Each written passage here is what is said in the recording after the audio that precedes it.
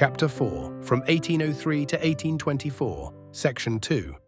When Collins determined to relinquish Risdon after survey and comparison of the places offered to his choice, he preferred the spot on which stands Hobart Town, called after the name of his patron. Imagination has traced in its natural outlines a resemblance to the seven-hilled Roman capital, once the mistress of the world. Its chief recommendation was the stream which runs through the centre of the city, whose margin was then beset with brushwood and choked with prostrate trees. These often obstructed its course and threw over the adjacent banks a flow of water and thus formed marshes and pools. Hobart Town is built on the west side of the Derwent, a river named after the Derwent in Cumberland, celebrated by Wordsworth, the laureate of England, and the poet of the lakes, who thus associates with its beauties the recollections of his childhood. Among the mountains where we nursed, loved stream, thou near the eagle's nest, where thy deep voice could lull me, glory of the vale, kept in perpetual verdure by the steam of thy soft breath.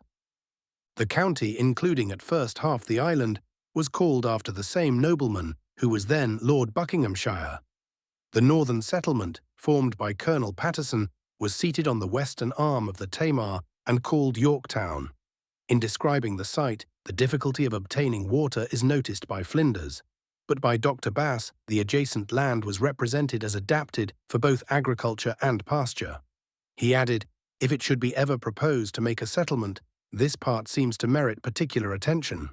From this spot, the greater part of the new establishment was removed, in 1806, to the country above the North and South Esk, where the colonists were delighted to discover extensive plains equally suitable for tillage and pasture. Where not a tree obstructed the prospect, the Tamar was traced and named by Patterson after a Cornish stream, and the valley of Launceston after a town in Cornwall, and both in honour of Governor King. At Launceston he proposed to establish a seaport town for the northern section of the island. Port Dalrymple, as this settlement was then called, was not under the government of Hobart Town until 1812. The first communication between Hobart and Launceston was opened by Lieutenant Laycock and his party.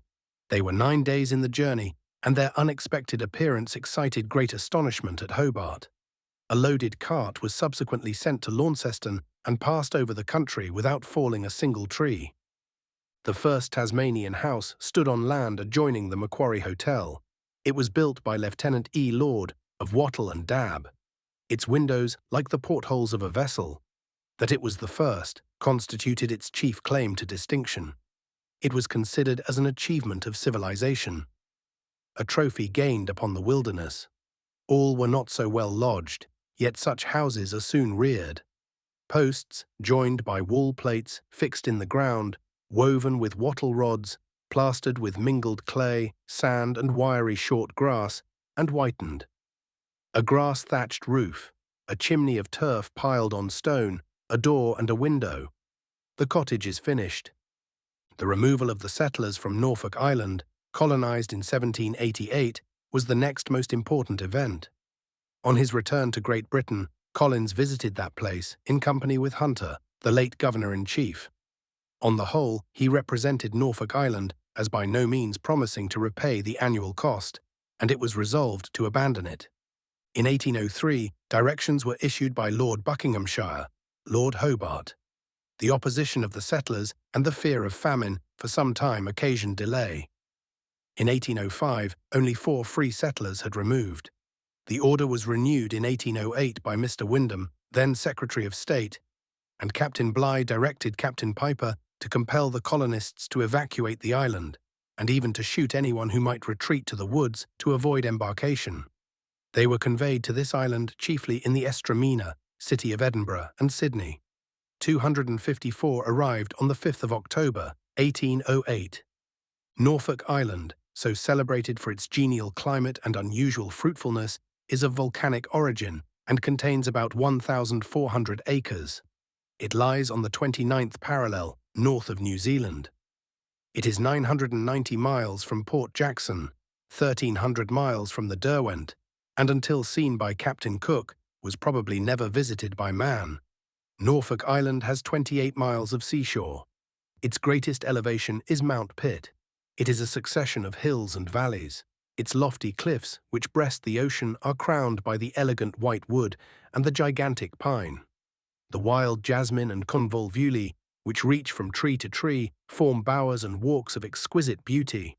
Twice in the year, the settler gathered his harvest. The lemon, the orange, and the pine shed their fragrance in profusion and yielded the richest fruit. Though liable to occasional storms and destructive insects, the husbandman could scarcely be said to toil. Gentle showers frequently refresh the undulating soil and pour down rivulets to the ocean. Sea breezes cool the atmosphere, and the diseases often incident to such latitudes are unknown. But no ships can anchor; it is a land unsuited to commerce. Thus it presented no incitement to exertion. It gave the indolent abundance without labor. It afforded a leisure in which man is prone to degenerate and sink into the savage. Distillation from the cane produced spirits more than usually deleterious. Unacquainted with the process by which saccharin is crystallized, the settlers were unable to prepare sugar. They found the raw rum destructive and attributed its fatal effects solely to the leaden worms. In 1800, the population of Norfolk Island comprehended 960 souls. 3,521 acres of land were granted, divided into farms of from 10 to 30 acres each. A station where rather more refractory offenders were sent, its government varied with the character of each officer. Of the moral condition of the island, nothing good could be expected, and little favorable is remembered. Always a place of banishment, even when a colony, Norfolk Island seemed destined to exhibit the extremes of natural beauty and moral deformity. The language of Holt, the Irish rebel, who spent several months there, might be better suited to a latter period, but expressed the intensity of his abhorrence, not wholly unfounded. That barbarous island, the dwelling place of devils in human shape, the refuse of Botany Bay, the doubly damned. On the determination of the government being announced, the settlers manifested great repugnance. The elder people declared they would not quit the country.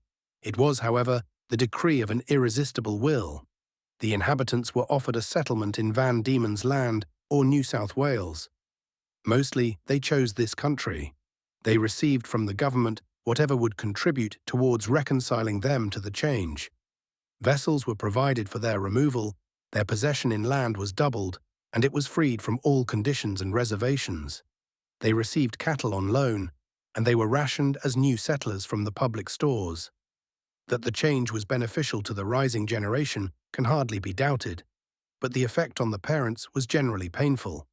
Time was required to equal the cultivation of the spot they had left, compared with which even Van Diemen's Land seemed blank and barren. Years after they spoke of the change with regret and sadness. The settlers, divided into three classes according to their origin or wealth, were located part in the neighbourhood of Hobart Town, at Pittwater and New Norfolk, and part at Norfolk Plains. 30, 40, or 50 acres was the ordinary grant. Until a later period, a large extent was neither possessed nor desired. Many valued nothing but the immediate benefits to which their character as immigrant farmers then entitled them. They drew their rations from the royal stores and bartered away their homesteads for a few bottles of spirit. And it was no idle boast that a keg of rum was then worth more than a common farm. Their hopeless and dissipated state is remarked in every document of the times. Their frail dwellings soon exhibited all the signs of decay, and their ground was exhausted by continual cropping. Thus the exhilarating influences of youth and vigor, usual in the first steps of colonization, were here unknown, and a civilizing agency rarely counteracted the social evils which prevailed. The transactions of those early days are scarcely colonial. Charged with debauch and outrage, they denote a time of social disorganization. The dark ages found in the history of every country, where men have been their own masters and remote from a public opinion, which cannot be corrupted or controlled. There were, however, a few settlers from Norfolk Island, distinguished from the rest by their enterprise and diligence, and who rose to wealth. But in glancing down the list, a colonist observes how few have retained their heritage. During the administration of Colonel Collins, the progress of the colony was barely perceptible. There were no roads in the interior, no public buildings. The house of the governor was a mere cottage, too mean for the accommodation of a modern mechanic. The transfer commenced at the close of 1805.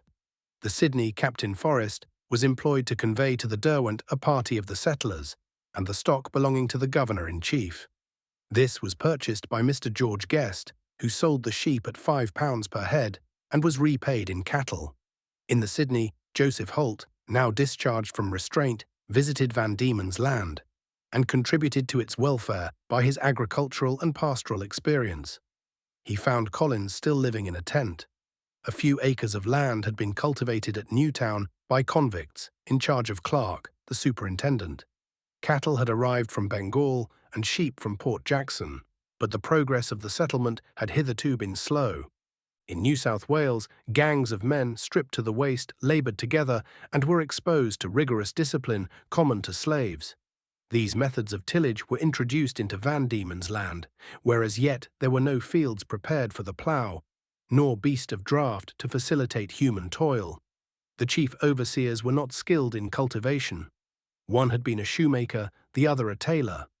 And while they were expecting large returns, they were ignorant that the full ears, which promised an abundant yield, were smut, not grain. This early failure was attended with disastrous results. On the arrival of the Sydney, Collins looked narrowly into the probable resources at his disposal and sent Joseph Holt to examine the land on the Derwent, with a view to future location. He proceeded along its shores until a ledge of rocks obstructed the passage of his boat. Then, ascending an eminence not less in apparent height than the Dromedary Mountain, I sat down, he writes, on its top and saw the finest country eyes ever beheld. This was that extensive district which, from the previous residence of its occupiers, was named New Norfolk. The spot whence he surveyed the subjacent land he called Mount Cassia. Joseph Holt, general of the rebel army of Wexford in 1798, at one time commanded 1,300 men. Memoirs written by himself were purchased by the keeper of the Irish records and were edited by Thomas Crofton Croker. The result of that sanguinary struggle added considerable numbers to the population of these colonies, but on various terms. Holt was an exile, though often treated as a convict. As a commander, he displayed great natural talents, courage, and fidelity. He ascribed his position as a rebel solely to necessity of choosing between immediate death or insurrection. A neighbor wrecked his property and denounced him a traitor in revenge. Then loyal men were privileged to condemn without trial and slaughter on the spot. In New South Wales, Holt was often suspected of sedition. He was imprisoned and was forwarded to Norfolk Island without trial. On returning to Port Jackson, he visited the Derwent. Of Collins, Holt speaks with great enthusiasm as the most lenient of the governors and the finest of gentlemen. When he entered the forests, absconders would fall down on their knees before him and obtain his forgiveness. Holt's notices of this place are scanty, and of the people more so. But he observes that the daughter of Mrs. Hayes was a beautiful girl, the prettiest violet I saw growing on the Derwent. Of such charms he was no mean judge. Collins was desirous that Holt should settle on the Derwent and wrote to Governor King for his consent. The knowledge he possessed of the treatment of stock, it was thought, would have been useful, but he resolved not to move farther from the port of embarkation. He at length returned to Ireland with £2,000, a step he lived to deplore. The settlement was early involved in great difficulties. The hoe, the usual implement of husbandry, effected but a slow and discouraging progress. Supplies from Port Jackson were forwarded in small quantities and were soon altogether interrupted. In 1806, a disaster occurred, which reduced the elder colony to severe privation. The tempting fertility of the land bordering on the Hawkesbury, the Nile of this hemisphere, induced the petty farmers whose homesteads dotted its margin to overlook its dangers. An inundation, remembered as the Great Flood, exceeded all former devastations. Vast torrents, of which the origin was unknown, descended from the mountains and, pouring down with prodigious violence, suddenly filled and overflowed the channels of the river, and rising to the height of 60 and 80 feet in a few hours, swept away the stacks of corn, the livestock, and even the dwellings. A vessel approaching the coast saw fragments of the floating ruins many miles distant from the shore. Thus, lately possessing a superabundant store, the poor suffered extreme destitution, and the price of maize and wheat rose to £5 and £6 per bushel. Unable to succor this colony, the government left it to its own resources, and for several years the scarcity continued with various intensity. The kangaroo hunters were the chief purveyors of food.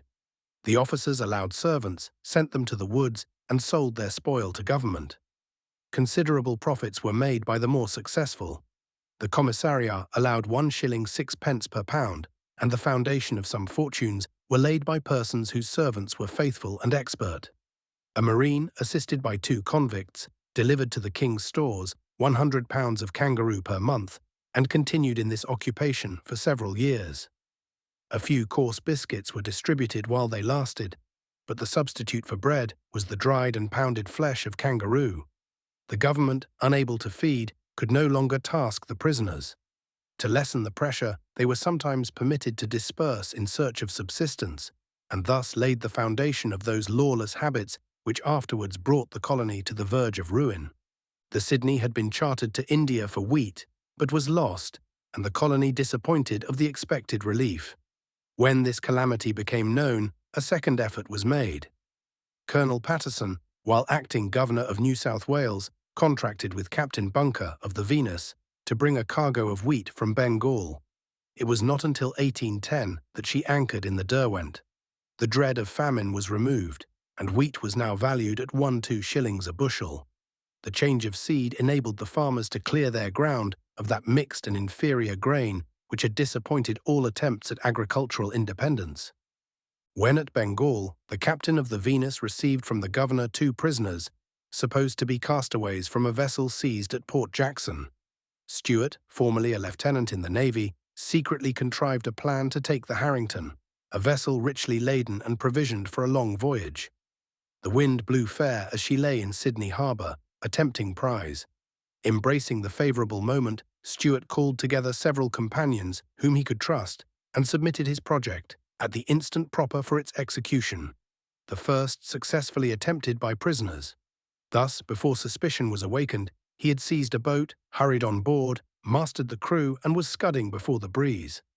But at sea his good fortune forsook him, and the Harrington was recaptured by the Greyhound, and both vessels were lost on the coast of Luconia. These pirates were permitted to land at the Derwent, and were left behind by the Venus. They were found at the house of Garth, a settler, by soldiers sent to seize spirits secretly landed from the vessel. Mistaking the errand of the soldiers, one of these men called on his comrade to resist them, and being enraged by a refusal, he fired and inflicted a mortal wound. Such complicated crime was not extraordinary, but the kind of force necessary in the civil government, and the shelter afforded to outlaws, were symptoms of social disorder, which soon after assumed an alarming character. It was the misfortune of Collins to be involved with the parties responsible in the deposition of Governor Bligh. This remarkable deviation from the ordinary conduct of British soldiers has been attributed partly to the composition of the military force raised for that colony, and partly to the temper of Bligh. The officers merged the military character in the mercantile spirit, and were accustomed to enjoying privileges in virtue of their commissions, which they converted into a monopoly of trade.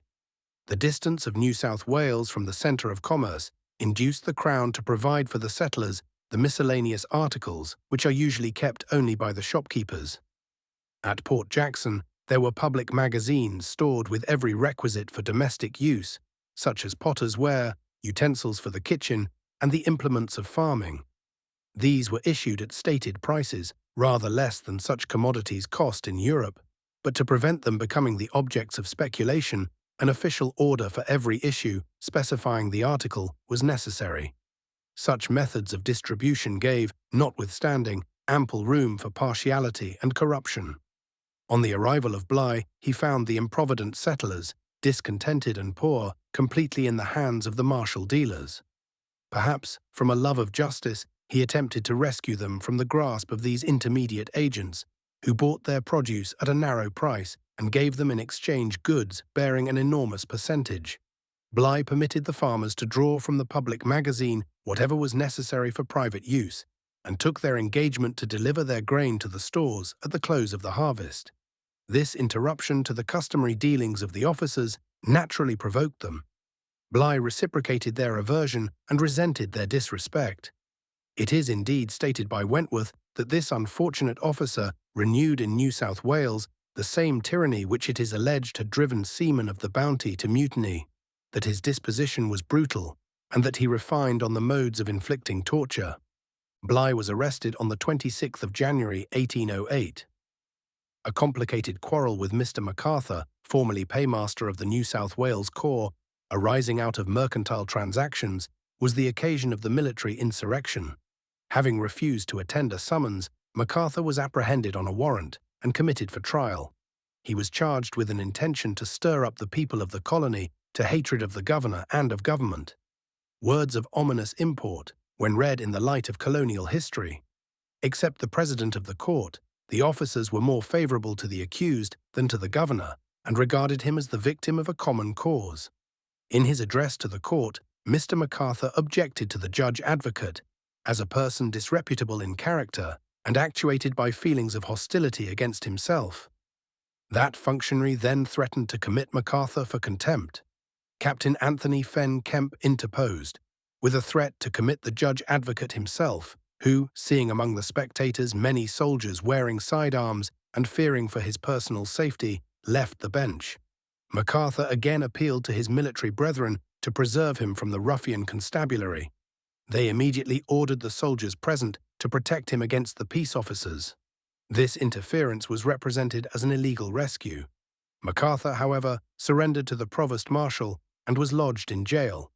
The governor resolved to bring to trial the 6 officers who had repelled the judge-advocate for treasonable practices, and as a preliminary step, ordered that they should appear before the bench of magistrates, of whom Colonel Launceston, their commander, was one.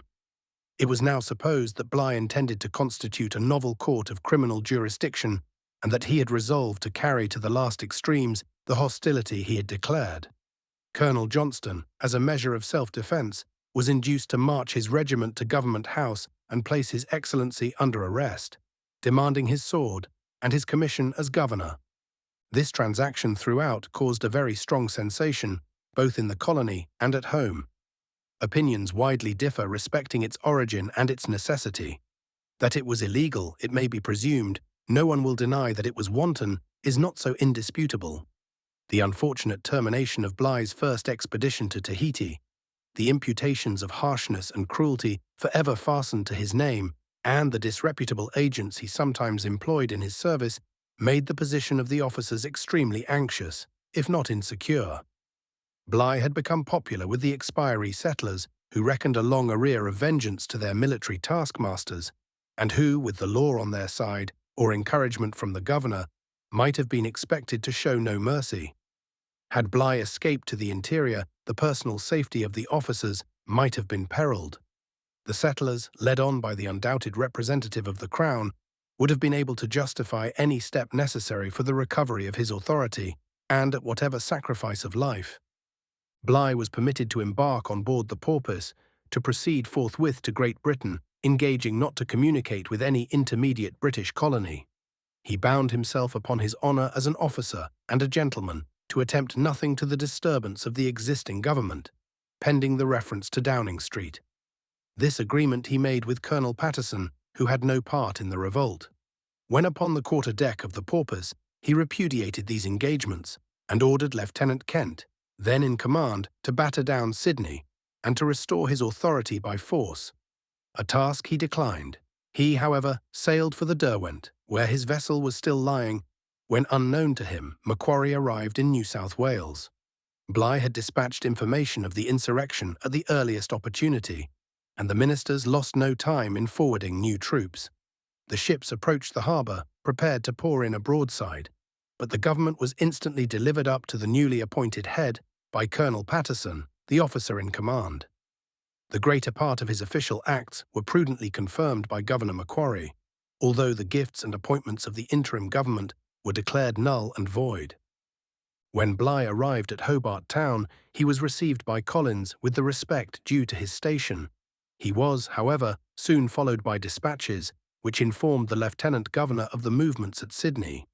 Collins, Bligh stated, intended to arrest him. At all events, he re-embarked, and the settlers were interdicted from holding communication. A free man, Mr. Belbin, was flogged for the infraction of this order, but afterwards received a grant from the Crown in reward for his loyalty.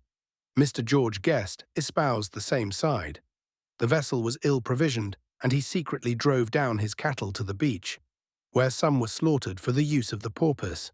In extenuation of the conduct of Collins, it will be remembered that Bligh was already deposed when he appeared in the Derwent, and that his attempted resumption of office was a breach of his parole.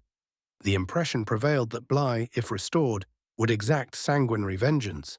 The union of the officers was requisite to preserve order even in the most quiet times when deprived of military authority. It was the moral duty of Bligh to await the interference of the supreme government and not needlessly expose those whom he was unable to protect to the double danger of disloyalty and faction. Bligh returned to Port Jackson. Though the time for his honorary restitution was past, he was received with respectful formality. A proclamation had already been issued, prohibiting suits of law for injuries suffered from the usurping government, and giving indemnity and protection to all who had acted under its authority. But Bligh was empowered to carry home all who might be able to throw light on his deposition. This order must have terminated the government of Collins had he survived.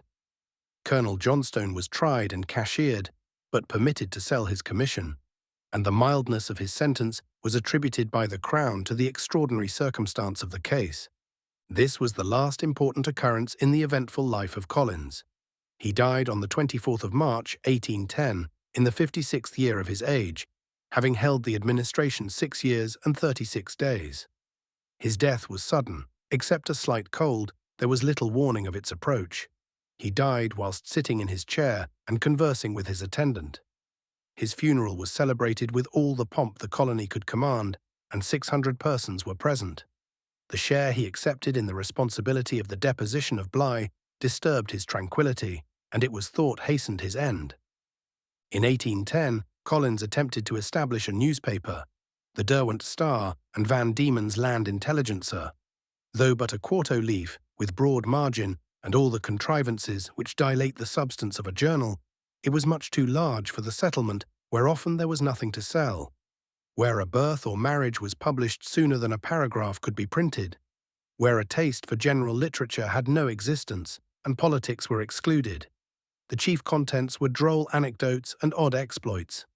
The second number contains a rather pompous account of Governor Macquarie's inauguration at Sydney. The next issue, beside a government order or two, describes the feat of Barclay, the pedestrian, 1,000 miles in 1,000 hours, the wonderful longevity of Joseph Ram, a black of Jamaica, who died in his 140th year. Then the greatness of Lambert, whose body weighed 52 pounds, 14 times told, and who was sent by an inclined plane into his grave. Then follow a eulogy on the governor's profession, 1 trial, 1 ship, 2 births, and 1 marriage. The notice of a wedding is characteristic and unique, the first published by the Tasmanian Press. On Monday, 26th ult., R.C. Burroughs to Elizabeth Tucker, both late of Norfolk Island. They had cohabited together 14 years, verifying at last the old adage, better late than never. Such were the topics of this ephemeral journal, which, however, survived the governor himself. In the number published a few days before his decease are the following lines. And thou, dear Cobham, with thy latest breath shall feel thy ruling passion strong in death. Such in that moment, as in all the past, oh, save my country, heaven shall be thy last. Collins was the son of General Arthur Tooker Collins and Harriet Fraser of Pack in King's County, Ireland. He was the grandson of Arthur Collins, author of the Peerage of England. At 14 years of age, he was Lieutenant of Marines. 2 years after, he commanded the military guard which attended Matilda, Queen of Denmark, to her brother's Hanoverian dominions, and had the honour of kissing her hand. It is said that, 3 years subsequent, he distinguished himself in that fatal conflict already noticed, the Battle of Bunker's Hill. In 1774, he was captain of Marines in the Courageous, of 74 guns, commanded by Lord Mulgrave, and was present with Lord Howe at the relief of Gibraltar. At the peace of 1782, he retired to Rochester, in Kent, with his lady, an American, who survived him. The dispatch announcing his decease was filled with lamentations. I am sure, said the writer, When I speak the feelings of my heart on this melancholy occasion, that it is not my single voice, but that of every department whatsoever in the settlement, who with the most heartfelt regret acknowledge him to have been the father and the friend of all. His person was remarkably handsome, and his manners prepossessing. To a cultivated understanding and an early fondness for literature, he joined a most cheerful and social disposition. Colonel Collins was buried in the churchyard of St. David's, Hobart Town. To provide a temporary place for public worship, a small wooden church was erected on the spot, and its altar was reared over his grave. This building was blown down in a tempest, and its materials being carried off, left the resting place of Collins long exposed to the careless tread of the stranger. Sir John Franklin, always generous to the memory of official worth, reared a monument bearing this inscription: "Sacred to the memory of David Collins, Esquire, Lieutenant Governor of this colony, and Lieutenant Colonel of the Royal Marine Forces. On the first establishment of the colony of New South Wales, he was employed as Judge Advocate, and in the year 1803 he was entrusted by His Majesty's Government with the command of an expedition, destined to form a settlement at Port Phillip, on the south coast of New Holland, but which was subsequently removed to Van Diemen's Land. Under his direction as Lieutenant Governor, the site of this town was chosen, and the foundation of its first building laid in 1804. He died here on the 28th of March, 1810, aged 56 years. And this monument, long projected, was erected to his memory in 1838, by direction of His Excellency Sir John Franklin. End of Chapter 4, being Chapter 2, from 1803 to 1824, Section 2.